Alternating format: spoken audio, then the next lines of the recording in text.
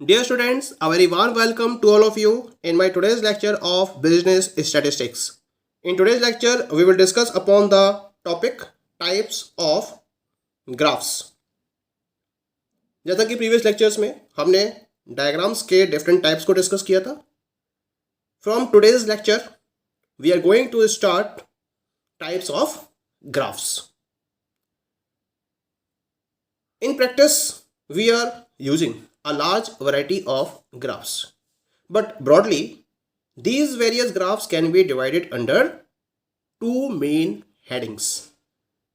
The first one is the graphs of time series and second one is the graphs of frequency distribution.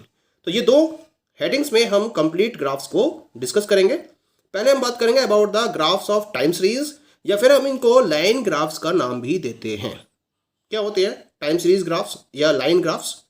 When we observe the values of a variable at different points of time, the series so formed is known as time series. The technique of graphic presentation is extremely helpful in analyzing change at different points of time. On the x-axis, we generally take the time, and on the y-axis, the value of the variable, and join the various points by straight lines. The graph so formed is known as line graph. बहुत simple रहता है time series graph. क्या करते हैं इसके अंदर है ना, हम जब डिफरेंट पॉइंट्स ऑफ टाइम पर वेरिएबल की वैल्यू को ऑब्जर्व करना चाहते हैं तो हम इसके लिए एक सीरीज को फॉर्म करते हैं जिसे हम टाइम सीरीज के नाम से जानते हैं. और जब हम इस ग्राफिक प्रेजेंटेशन की टेक्निक का यूज करते हैं तो इसके बेसिस पर हम डिफरेंट पॉइंट ऑफ टाइम पर चेंजेस को प्रॉपरली एनालाइज भी कर सकते हैं. इसके लिए हमें क्या करना होता है, ड्रॉ करने के लिए हम एक्स एक्सेस पर जनरली टाइम को कंसीडर करते हैं और वाई एक्सेस पर हम वेरिएबल की वैल्यू को कंसीडर करते हैं. और इसके अकॉर्डिंग हम क्या करते हैं, जो कॉम्बिनेशन डेवलप करते हैं टाइम और वेरिएबल के, और इसके बेसिस पर हमें डिफरेंट पॉइंट्स मिल जाते हैं. हम क्या करते हैं, इन पॉइंट्स को स्ट्रेट लाइंस के बेसिस पर ज्वाइन करते चले जाते हैं एक दूसरे से, और इस तरह से हमें एक ग्राफ मिल जाता है. तो जो ग्राफ हमें रिसीव होता है इसे हम लाइन ग्राफ का नाम देते हैं. That is clear. अब हम बात करेंगे कि लाइन ग्राफ्स या टाइम सीरीज ग्राफ्स के मेन मेरिट्स क्या हैं. सबसे पहली मेरिट क्या है इसके अंदर कि ये जो लाइन ग्राफ्स होते हैं they are simplest to understand. समझना इनको बहुत ज़्यादा आसान होता है, बनाना भी आसान होता है इनको, यानी कि इनको कंस्ट्रक्ट करना आसान होता है, और इसके साथ साथ ये बहुत सारे यूजेस में इनका यूज किया जाता है. ये एडॉप्टेबल है in most of the uses. ये इसका सबसे बड़ा फीचर है. सेकेंड मेरिट क्या है इसकी, है ना, क्योंकि इनको कंस्ट्रक्ट करने में या इनको फॉर्म करने में बहुत ही कम टेक्निकल स्किल्स की रिक्वायरमेंट होती है. यानी कि कोई भी एक लेमैन है वो अगर थोड़ा बहुत इसको समझ लेता है तो समझने के बाद आसानी से टाइम सीरीज ग्राफ्स या लाइन ग्राफ्स को ड्रॉ कर सकता है. और इसके साथ साथ अगर आपको कॉम्प्लेक्स नेचर की बहुत सारी इंफॉर्मेशंस को एक साथ प्रेजेंट करना हो तो ये भी पॉसिबल हो पाता है with the help of the line graph. और ऐसा करके आप जो कॉम्प्लेक्स नेचर का डेटा है, ये जो इंफॉर्मेशन है कॉम्प्लेक्स नेचर की, उसको आसानी से भी समझ सकते हैं, वो भी परफेक्ट वे में. ये इसकी सेकेंड मेरिट है. Third merit is many variables can be shown on the same graph and a comparison can be made. यानी कि अगर आप बहुत सारे वेरिएबल्स को एक साथ एक ही ग्राफ पर रिप्रेजेंट करना चाहें तो ऐसा आप कर सकते हैं, और इसके बेसिस पर उनके बीच में एक प्रॉपर कंपैरिजन भी किया जा सकता है, वो भी इजी वे में.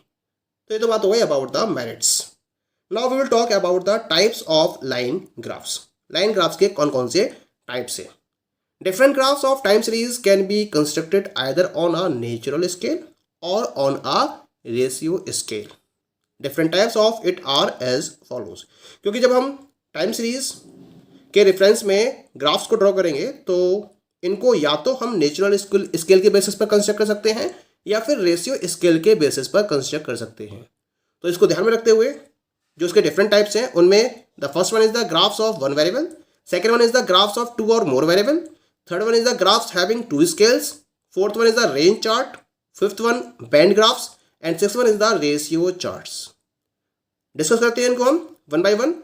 Late us have a look over the first one. The first one is the graphs of one variable. When only one variable is to be represented, on the x-axis measure time and on the y-axis the value of the variable and plot the various points and join them by straight lines।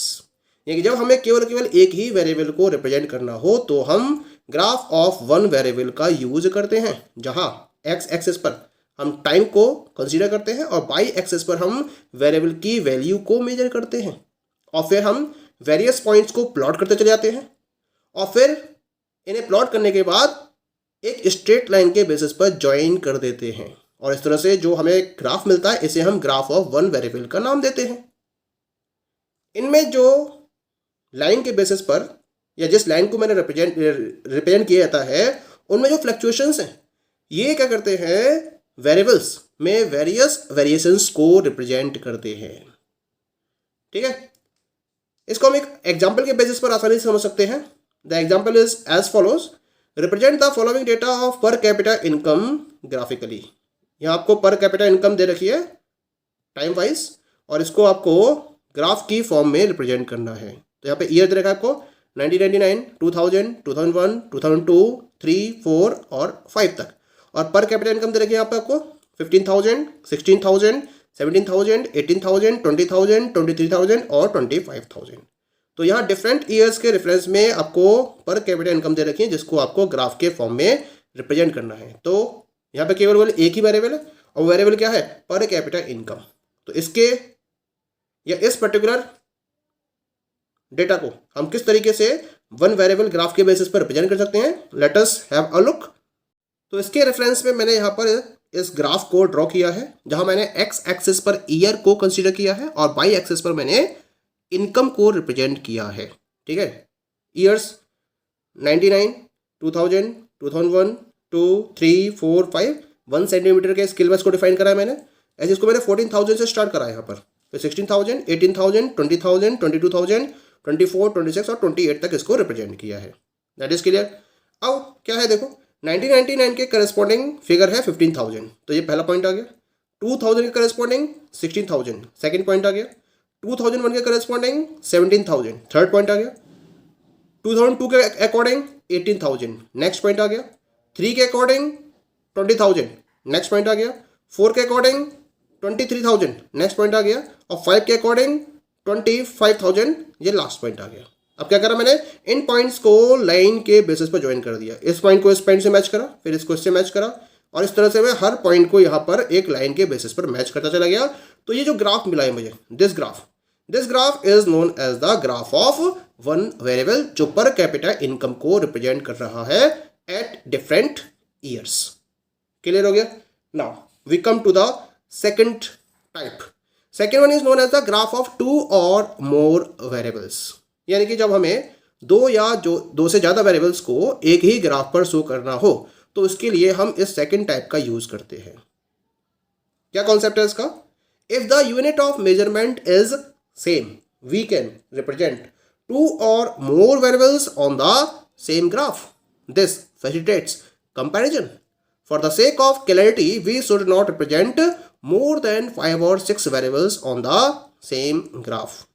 When 2 or more variables are shown on the same graph, it is desirable to use thick, broken, dotted lines to distinguish between the various variables. यानी कि अगर इसका concept की बात करें, अगर unit of measurement same है, ये पॉइंट नोट करने वाला है, जो यूनिट ऑफ मेजरमेंट है वो सेम होनी चाहिए। अगर यूनिट ऑफ मेजरमेंट सेम है तब हम 2 या 2 से ज़्यादा वेरिएबल्स को एक ही ग्राफ पर रिप्रेजेंट कर सकते हैं, और इसके बेसिस पर हमें कंपैरिजन की फैसिलिटी भी मिल जाती है। अब बात ये आती है कि हम मैक्सिमम कितने वेरिएबल्स को एक ही ग्राफ पर रिप्रेजेंट कर सकते हैं। तो इसके लिए एक प्रॉपर स्टैंडर्ड प्रोवाइड किया गया है स्टैटिस्टिक्स में कि भाई ये जो वेरिएबल्स हैं इनकी क्वांटिटी 5 और 6 से ज़्यादा एक्सीड नहीं करनी चाहिए। क्योंकि होगा क्या, अगर आप बहुत सारे वेरिएबल्स को एक ही ग्राफ पर या एक ही चार्ट पर रिप्रेजेंट करोगे तो इससे क्या होगा कि कॉम्प्लेक्सिटी बढ़ जाएगी, और हो सकता है कि जो लाइंस हैं वो एक दूसरे को क्रॉस कर जाएं, और उस केस में आप प्रॉपरली डेटा को डिफाइन कर पाने की स्थिति में नहीं होंगे, और उसको आप क्लियरली समझ भी नहीं पाओगे। तो अगर क्लियरली समझना है, इजी वे में समझना है, तो इसको ध्यान में रखते हुए आप 5 या 6 से ज़्यादा वेरिएबल्स को एक ही ग्राफ पर रिप्रेजेंट नहीं कर सकते। That is clear. अब जब आप 2 या 2 से ज़्यादा वेरिएबल्स को सेम ग्राफ पर रिप्रेजेंट करते हो तो इसके लिए आपको डिफ्रेंसिएशन क्रिएट करने के लिए क्या करना होता है, हर पर्टिकुलर वेरिएबल को अलग वे में रिप्रेजेंट करना होता है। किसी के लिए आप थिक लाइन का यूज़ करिए, किसी के लिए आप ब्रोकन लाइन का यूज़ करिए, किसी वेरिएबल को रिप्रेजेंट करने के लिए डॉटेड लाइंस का यूज़ करिए। इस तरह से अलग अलग वे में जब आप लाइंस को रिप्रेजेंट करेंगे तो उसके बेसिस पर हम वेरिएबल्स को प्रॉपरली डिस्टिंग्विश भी कर सकते हैं, डिफ्रेंशिएट भी कर सकते हैं। क्लियर हो गया? ठीक है। अब इसको हम कैसे समझ सकते हैं, इसके रिगार्डिंग मैंने यहाँ पर एक एग्जाम्पल क्रिएट किया है। एग्जाम्पल क्या है, represent the following data bye suitable graph. और यहाँ जो पॉपुलेशन है वो करोड़ में दे रखी है, ये भी आपको हिंट दिया गया है। ठीक है। यहाँ 2 कंट्रीज दे रखी है, कंट्री एक्स उसकी पॉपुलेशन दे रखी है और दूसरे कंट्री वाई उसकी पॉपुलेशन दे रखी है in different years. Years they रखे आपको 1999, 2000, 2001, 2002, 2003 एंड 2004। कंट्री एक्स की पॉपुलेशन है इसमें 10, 12, 13, 15, 20 एंड 28 रेस्पेक्टिवली। और ऐसी कंट्री वाई की पॉपुलेशन है 12, 14, 16, 18, 25 एंड 30 करोड़ रेस्पेक्टिवली। अब मुझे क्या करना है, इसको ग्राफिक वे में रिप्रेजेंट करना है। तो कैसे रिप्रेजेंट कर सकते हैं, late us have a look over it. Here I have represented the graph in reference of the question, जहां मैंने एक्स एक्सेस पर ईयर को काउंट किया है और वाई एक्सेस पर मैंने पॉपुलेशन को कंसीडर किया है। ईयर को मैंने 1 सेंटीमीटर के स्केल पे लिया है, 99, 2000, 2001, 2, 3, 4, 5। ठीक है। और ऐसे ही मैंने यहाँ पॉपुलेशन को भी 1 सेंटीमीटर के स्केल पर 4 के पैरामीटर से डिफाइन करा है, 4, 8, 12 अप टू 32 तक। ठीक है। जैसे कि 1999 में मैं कंट्री एक्स की बात करूंगा, कंट्री एक्स की पॉपुलेशन है दैट इज 10, तो मेरे पास पहला पॉइंट आ गया। 2000 में पॉपुलेशन है 14, आई एम गेटिंग 2000 में पॉपुलेशन है 12, तो मेरे पास ये पॉइंट आ गया 12 के करस्पॉन्डिंग। ठीक है। ऐसे ही 2001 में population 13, I am getting this point. 2002 में पॉपुलेशन है 15, I am getting this point. ऐसे ही नेक्स्ट में पॉपुलेशन हो गई दैट इज 20, तो नेक्स्ट पॉइंट आ गया। फिर पॉपुलेशन को 28, तो I am getting this point. In points को मैंने यहाँ पर डॉटेड लाइन से ड्रॉ करा है। ठीक है। और इन सारे पॉइंट्स को मैंने मैच कर दिया, तो ये कंट्री एक्स की पॉपुलेशन के लाइन ग्राफ को रिप्रेजेंट कर रहे हैं। ऐसी कंट्री वाई के रेफरेंस में 1999 में पॉपुलेशन है 12, उसके बाद पॉपुलेशन है 14, उसके बाद पॉपुलेशन है 16, फिर है 18, फिर है 25 और फिर है ये पॉपुलेशन 30। और फिर मैंने इसको स्ट्रेट लाइन से मैच कर दिया इन पॉइंट्स को। तो इन पॉइंट्स को स्ट्रेट लाइन से मैच करने के बाद ये जो ग्राफ है ये किसको शो कर रहा है, ये कंट्री वाई की पॉपुलेशन को रिप्रेजेंट कर रहा है। अब डिफरेंट ईयर्स में इनकी पॉपुलेशन के डिफरेंस को हम प्रॉपरली मेजर कर सकते हैं और इनको प्रॉपरली हम कंपेयर भी कर सकते हैं। Clear? The rest of the types we will discuss in the next lecture. Thank you.